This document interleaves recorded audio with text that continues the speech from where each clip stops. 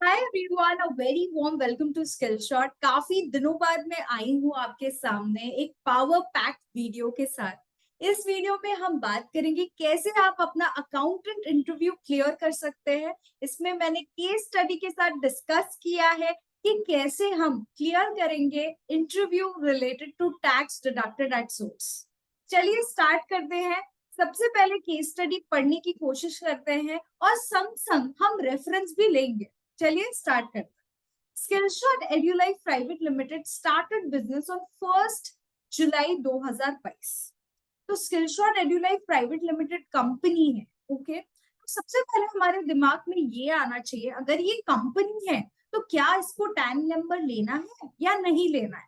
तो आप चलिए हमारे पीपीटी के तरफ, जिसमें मैंने क्या कहा था कि अगर आप एक कंपनी या फर्म है तो आपको टीडीएस कंपल्सरी डिडक्ट करना है अगर सर्टेन लिमिट एक्सीड करती है। तो मतलब टैन नंबर तो स्किलशॉट को लेना पड़ेगा। Skillshot to brokerage service on 2 July 2022 from Mr. Natwar Lal amounting to ₹35,000 for taking premises on rent। तो नटवर लाल से इसने क्या लिया? ब्रोकरेज सर्विस लिया। अब ब्रोकरेज सर्विस पे टीडीएस है या नहीं है, तो हम देखते हैं कि हमारा जो कमीशन है, ब्रोकरेज या कमीशन, उसका लिमिट है 15,000। मतलब इसमें टीडीएस है। अगर सर्टेन लिमिट एक्सीड कर रहा है तो हमको टीडीएस डिडक्ट करना है। कितना? 5%। तो आप यहाँ पर देख सकते हैं हमारा 35,000 है, मतलब 15,000 से एक्सीड कर रहा है। और कौन से सेक्शन में टीडीएस कटेगा? 194H। तो सिंस 15,000 एक्सीड कर रहा है तो हम लोग को टोटल अमाउंट में 35,000 में टीडीएस जो है वो डिडक्ट करना होगा। साथ ही साथ मैंने केस स्टडी सॉल्व भी किया है। तो यहाँ आप देख सकते हैं 2 जुलाई को हमने ब्रोकरेज सर्विस लिया है जिसका टैक्सेबल वैल्यू 35,000 है। सेक्शन 194H में इसका लिमिट 15,000 है, रेट 5% है और इस पे हमारा टीडीएस कटेगा, दैट इज 1750।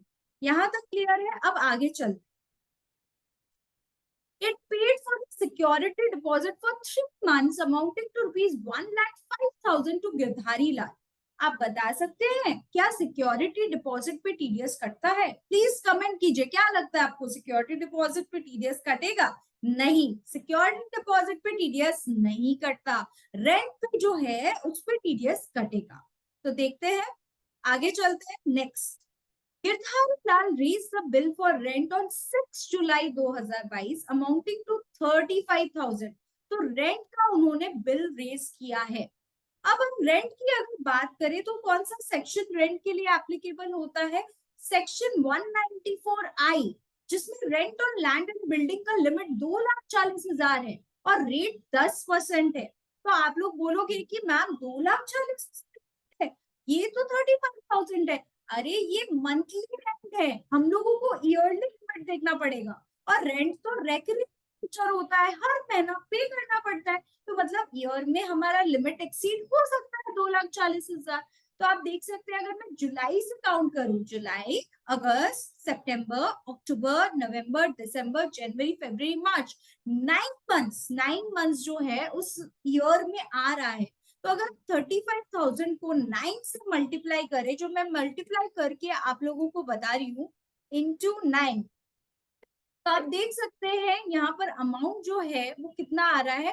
3,15,000 अमाउंट आ रहा है, जो 2,40,000 के लिमिट से ज्यादा है। मतलब हमको टीडीएस जो है वो काटना पड़ेगा। कौन से सेक्शन में हम काटेंगे? 194I में। सिंस ये जो लिमिट है, मंथली लिमिट, वो 20,000 है, उससे तो ज्यादा 35,000। तो उस केस में हमारा टीडीएस कटेगा 10% के हिसाब से। अब हम आगे चलते हैं। आगे क्या बोल रहा है? For manufacturing plastic bottle it took machinery on rent for 40,000 on 7 जुलाई। तो 40,000 7 जुलाई में उसने लिया है। अगर हम जुलाई से भी कैलकुलेट करें तो 9 महीना के हिसाब से अगर हम देखें तो हमारा जो है क्या एक्सीड करता है 2,40,000। पहले हम लोग लिमिट देखते हैं कि लिमिट कितना है। लिमिट जो है वो 2,40,000 है। 2,40,000 किसमें? Rent on plant and machinery पे, और रेट है 2%। मतलब 2,40,000 जैसे ही सीड होगा वैसे ही हमको क्या काटना पड़ेगा? टीडीएस काटना पड़ेगा। तो यहाँ पर अगर आप देखोगे तो 40,000 पर मंथ के हिसाब से आ रहा है। अगर हम 9 मंथ्स भी लेते हैं, 9 या 8 मंथ्स, तो इसमें आपका 2,40,000 से एक्सीड करेगा, इसलिए हमको टीडीएस काटना होगा। कितना परसेंट टीडीएस कटेगा? 2%। यहाँ पर आप देख सकते हैं हमारा टीडीएस कटा है मशीनरी ऑन रेंट पे। मशीनरी ऑन रेंट 20,000 लिमिट है और 2% टीडीएस हम डिडक्ट करेंगे। अब आगे चलते हैं, आगे के स्टडी में देखते हैं क्या है। Purchase machinery from Raj machinery amounting to 4 lakh. क्या आप लोग बता सकते हैं कि मैंने मशीनरी परचेज किया है, क्या टीडीएस कटेगा? नहीं, परचेज ऑफ मशीनरी पे टीडीएस कटता नहीं है। It took an annual maintenance contract for machinery for rupees 10,000 per month on 16 July. Suppose कीजिए 10,000 per month, अगर हम 9 months भी कैलकुलेट करें तो वो कितना होता है? अगर आप देखोगे तो ये 90,000 होता है। तो उसने क्या किया? एनुअल मेंटेनेंस कॉन्ट्रैक्ट लिया जिसका सिंगल बिल का लिमिट है 10,000। अब ये जो एनुअल मेंटेनेंस कॉन्ट्रैक्ट है वो कौन से सेक्शन को फॉल करेगा? अगर आप देखोगे तो ये सेक्शन होता है 194C, 194C कॉन्ट्रैक्टर, और इसका लिमिट अगर आप देखोगे तो 30,000 सिंगल बिल है और 1 लाख एग्रीगेट में है। 1 लाख एक्सीड कर रहा है क्या? मतलब सिंगल बिल 30,000 एक्सीड कर रहा है। अगर एक्सीड कर रहा है तो मुझे टीडीएस डिडक्ट करना है। तो हम देख लेते हैं कि एक्सीड हो रहा है या नहीं हो रहा है।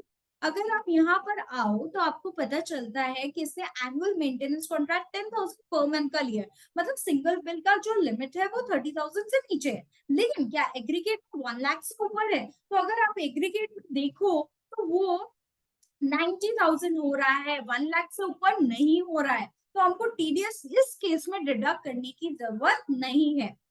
Later, Skillshot took interior service from Divya Interior 40,000। Interior service हमने लिया है दिव्या इंटीरियर से। तो आप देख सकते हैं 40,000 का हमने लिया है। तो कौन से सेक्शन में टीडीएस आएगा? अगर हम टीडीएस की बात करें तो 124J में टीडीएस आने वाला है प्रोफेशनल के केस में, और लिमिट है 30,000 और रेट हमारा 10% होगा इस केस में। क्योंकि ये प्रोफेशनल है तो 10% हमारा रेट कटेगा, और ये 40,000 जो है वो 30,000 से एक्सीड कर रहा है, तो हमको 10% टीडीएस डिडक्ट करना पड़ेगा। किसका टीडीएस? दिव्या इंटीरियर का। अब हम बात करते हैं Skillshot took service from a lawyer for compliance purpose for ₹20,000। तो कंप्लायंस के लिए लॉयर से हम सर्विस ले रहे हैं। लॉयर कौन से सेक्शन में आएगा? 194J, बिकॉज ये प्रोफेशन है। इस केस में टीडीएस कटता है अगर 30,000 से एक्सीड हो रहा है, ठीक है? तो इन अ ईयर, ये बिल वाइज लिमिट नहीं है, इन अ ईयर अगर 30,000 से एक्सीड हो रहा है तो हमको टीडीएस काटना पड़ेगा। तो इस केस में 20,000 ही है तो टीडीएस काटने की जरूरत नहीं है। तो आप देख सकते हैं कि हम टीडीएस इस केस में नहीं काटेंगे। मैंने ऑलरेडी जो है यहाँ पर देख सकते हैं आप, लॉयर के केस में नॉट एप्लीकेबल जो है वो दिखाया। आप देख सकते हैं यहाँ पर क्या आ रहा है? नॉट एप्लीकेबल आ रहा है। ओके, अब बात करते हैं बैंक लोन के बारे में। हमने बैंक लोन लिया है, took an unsecured, took bank loan of rupees 4 lakh from HDFC Bank on 20 July 2022 at the rate 9% per annum। तो बैंक लोन लिया है, क्या बैंक का हम टीडीएस काटते हैं? नहीं, बैंक का हम टीडीएस नहीं काटते हैं, राइट? तो इस केस में हम जो बैंक का लोन ले रहे हैं वो डिडक्टिव नहीं है, उसका टीडीएस हमको काटने की जरूरत नहीं है। took an unsecured loan from Raj Singh for rupees 5 lakh on 22 July 2022 at the rate 12% per annum। तो इस केस में क्या हो रहा है? मैंने अनसिक्योर्ड लोन लिया है। अनसिक्योर्ड लोन के केस जो इंटरेस्ट होता है उस पर टीडीएस कटता है। कितना टीडीएस कटता है अगर मैं बताऊं आपको, तो टीडीएस जो है सेक्शन 154A में कटेगा, और लिमिट क्या है इंटरेस्ट का? 5,000। मतलब अनसिक्योर्ड लोन के केस में लिमिट 5,000 है। अगर 5,000 से एक्सीड होगा तो हमको पूरे अमाउंट में 10% टीडीएस डिडक्ट करना पड़ेगा। तो हम देखते हैं कि कितना टीडीएस डिडक्ट हमको करना है। अनसिक्योर्ड लोन के केस में अगर आप देखो तो मैं सिंपल इंटरेस्ट ही कैलकुलेट कर रही हूँ। 5 लाख पे 12% है 10 दिन के लिए, क्योंकि सीन्स में जुलाई महीने का ही कैलकुलेट कर रही हूँ इंटरेस्ट। तो उस केस में 12% के हिसाब से मैंने 10 दिन का ही लिया है, क्योंकि ये 22 जुलाई को इसने लोन लिया था। तो उस केस में आपका 10% टीडीएस जो है कटेगा। क्यों कटेगा आप बोलोगे, मैम ये तो 1644 है, 5000 से तो एक्सीड नहीं कर रहा है। लेकिन ईयरली देखोगे तो आपका ये 5000 से एक्सीड कर रहा है। ये तो मंथली 9 दिन का है, 9 दिन का 1600 1644 है, तो ईयरली तो 5000 से एक्सीड करेगा ही। तो उस केस में हमको टीडीएस डिडक्ट करना पड़ेगा, 164 टीडीएस में डिडक्ट कर रही। अब आगे चलते हैं, आगे केस स्टडी में मूव करते हैं। और अगर अभी तक आपने हमारे चैनल को सब्सक्राइब नहीं किया है तो जल्दी से सब्सक्राइब कीजिए और बेल आइकन को प्रेस कीजिए, आपको तुरंत ही वीडियो मिलेगा। तो प्लीज जल्दी से सब्सक्राइब कीजिए। अगर वीडियो अच्छा लग रहा है तो लाइक और कमेंट करना मत भूलिए। चलिए, Skillshot created fixed deposit for rupees 16 lakh interest at the rate 7% per annum on 23rd जुलाई 2022। हम जुलाई महीने का ही बात कर रहे हैं, फिक्स डिपॉजिट स्किलशॉट ने किया है। मैं सिंपल इंटरेस्ट के हिसाब से कैलकुलेट कर रही हूँ, मैं कंपाउंड इंटरेस्ट के हिसाब से कैलकुलेट नहीं कर रही हूँ, क्योंकि मैं सिंपल रखना चाह रही हूँ उसको। ठीक है, तो आप सबसे पहले अगर मैं एफडी करती हूँ जिसमें मुझे इंटरेस्ट मिलता है, क्या उसका टीडीएस डिडक्ट होता है? यस, बैंक हमारा टीडीएस डिडक्ट करती है। लेकिन कब बैंक हमारा टीडीएस डिडक्ट करती है? हमारा जो लिमिट है वो 40,000 है अदर्स के केस में, और सीनियर सिटीजन के केस में 50,000 लिमिट है। तो अगर इस साल में मेरा इंटरेस्ट एफडी से 40,000 से ज्यादा है, एफडी या डिपॉजिट से 40,000 से ज्यादा है, तो मेरा टीडीएस कटेगा। क्या रेट से? 10% के रेट से। तो यहाँ पर मेरा टीडीएस जो है वो कटने वाला है। आप यहाँ पर देख सकते हैं कि मेरा जो एफडी है वो 16 लाख का है। 16 लाख का अगर हम 7% करें, और अगर मैं जितना भी डेज का निकालूं, तो ऑब्वियसली 40,000 से एक्सीड होने वाला है। एक बार हम देख लेते हैं कि कैलकुलेशन कैसे किया गया है। अगर हम बात करें एचडीएफसी इंटरेस्ट ऑन डिपॉजिट का, तो मैंने 16 लाख पे 7% 9 दिन के लिए लिया है, तो 2,762 है। अगर आप देखोगे तो 40,000 एक साल में एक्सीड तो होगा ही, क्योंकि अगर आप जुलाई से लेकर मार्च तक कैलकुलेट करने वाले हो तो आपका कितना एक्सीड होगा? 40,000 से एक्सीड होगा, तो आपको 10% टीडीएस कौन काटेगा? 10% टीडीएस जो है वो सामने वाली पार्टी मतलब एचडीएफसी बैंक काटेगी, क्योंकि उसके लिए क्या है, उसके लिए एक्सपेंस है, मेरे लिए इनकम है, तो मेरा टीडीएस कटेगा, तो वो मेरा टीडीएस जो है वो डिडक्ट करेगी। ओके, नेक्स्ट चलते हैं।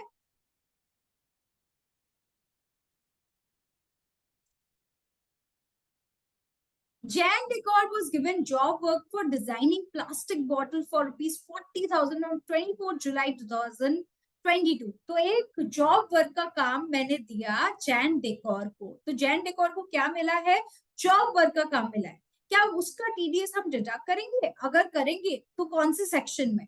तो जॉब वर्क जो है वो कॉन्ट्रेक्चुअल नेचर का होता है, वो 194C में कवर होता है। तो आप यहाँ पर देख सकते हैं कि 194C का सिंगल बिल का जो लिमिट है वो 30,000 है, और एग्रीगेट का लिमिट 1 लाख है। तो इस केस में टीडीएस जो है हमको डिडक्ट करना पड़ेगा। लेकिन सामने वाली पार्टी कौन है वो देखना पड़ेगा। सामने वाली पार्टी है जैन डेकोर। जैन डेकोर जो है एक इंडिविजुअल है, इंडिविजुअल केस में 1% टीडीएस है, और अदर देन इंडिविजुअल और एचयूएफ के केस में है 2%। अदर देन इंडिविजुअल एचयूएफ जैसे कंपनी हो गया, फर्म हो गया, अगर सामने वाली पार्टी कंपनी का फर्म है तो 2% टीडीएस हम लोगों को डिडक्ट करना है। तो इस केस में 1% टीडीएस हम काटेंगे, क्योंकि सिंगल बिल अगर आप देखो तो इसका 40,000 हो रहा है, मतलब 30,000 से एक्सीड हो रहा है, तो हमको 40,000 पे 1% टीडीएस काटना होगा।